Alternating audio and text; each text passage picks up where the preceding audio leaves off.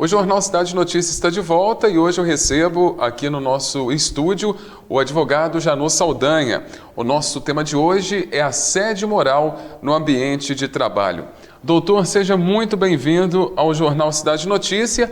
Para começar, gostaria que o senhor falasse um pouco por que escolheu esse tema para hoje.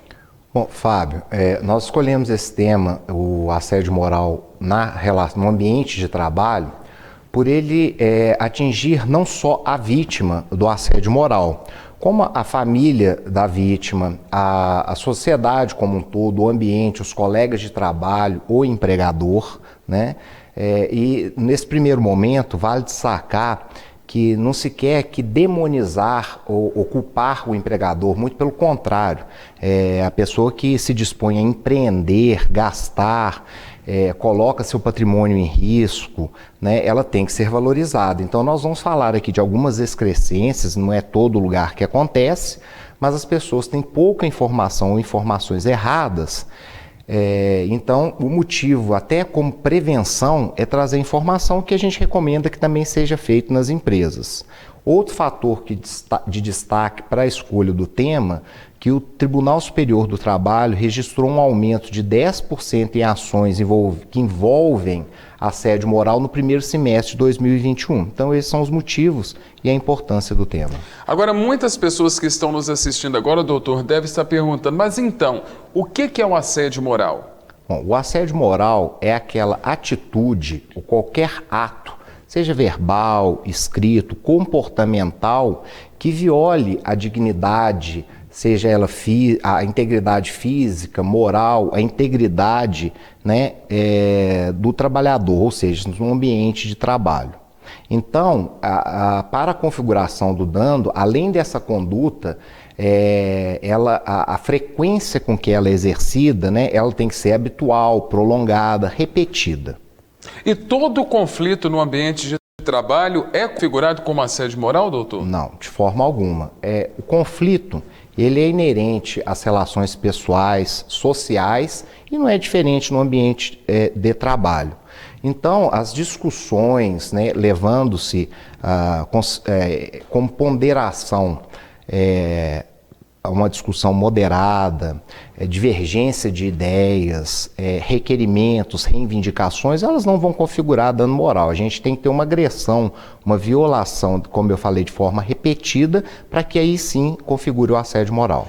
Muitas pessoas que estão nos assistindo nesse momento devem pensar que o assédio moral ocorre, vamos dizer, de cima para baixo, do diretor para os empregados, os colaboradores. Mas não é assim que funciona não, né, doutor? Não é assim. Como é mais comum que o empregador, o patrão ou aquele superior hierárquico exerça o seu poder dessa forma desviada, como nós estamos comentando, traz essa impressão às pessoas. Mas o assédio moral pode ser exercido de subordinados ao superior hierárquico. Vamos dar um exemplo: alguém que assumiu um cargo de chefia, tem os seus subordinados e eles querem boicotar. Então aquele grupo ou determinadas pessoas podem fazer no sentido inverso, né? Como também colegas de trabalho que estão na mesma hierarquia, podem um contra o outro ou um grupo contra o outro na disputa de uma promoção, né? São de todos os status da hierarquia empresarial, ele pode ser vítima e agressor. Agora, doutor, a pessoa sendo vítima de assédio moral, o que ela pode fazer? Bom, a primeira coisa a se tentar fazer é resolver através do diálogo, não é? Às vezes é um supervisor de outro setor que é responsável por aquele colega que está exercendo o assédio, ele deve procurar aquela outra pessoa, procurar ajuda de colegas, né? Resolver amigavelmente esse conflito que é tão pernicioso, tão ruim. A pessoa não conseguindo, ela deve fazer registro, ela pode gravar conversas, gravar algumas advertências que configurem o assédio, coletar e guardar e-mails, dar print em divulgações em redes sociais, WhatsApp. Então, ela formar aquele conjunto probatório que configurará e poderá ser utilizado para a configuração do assédio moral. Agora, quais as consequências jurídicas do assédio moral no trabalho, no caso, para a vítima?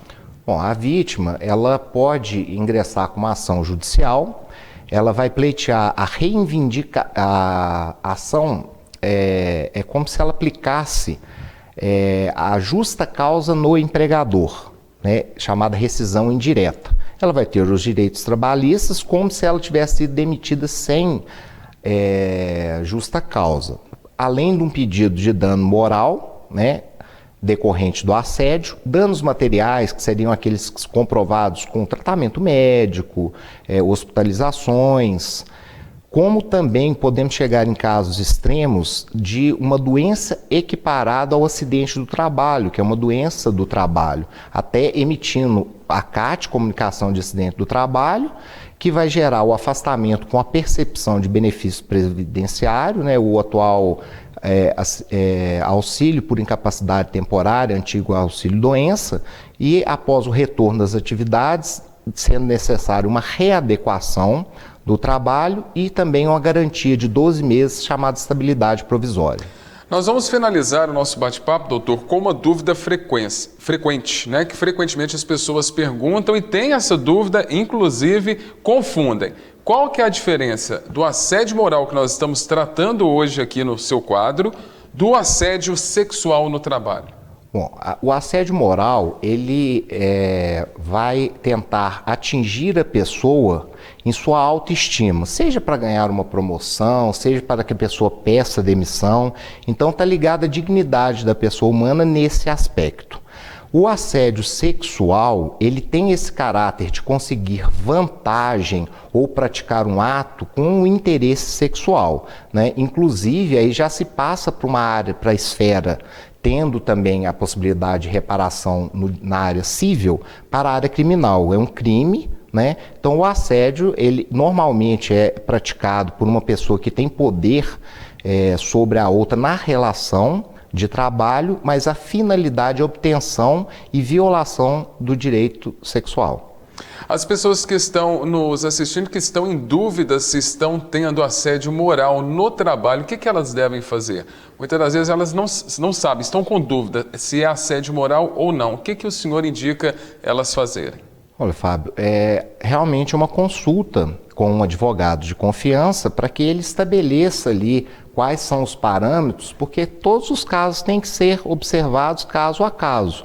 Inclusive, se necessário for, não puder ser solucionado o problema através do diálogo, o advogado vai instruir, porque a gente só deu exemplos aqui, de como vão ser realizadas as provas para ingressar com a ação judicial. Doutor, mais uma vez, muito obrigado pela sua participação aqui no Jornal Cidade Notícia. Eu lhe aguardo no ano que vem com mais temas importantes para a comunidade taunense. E eu que agradeço.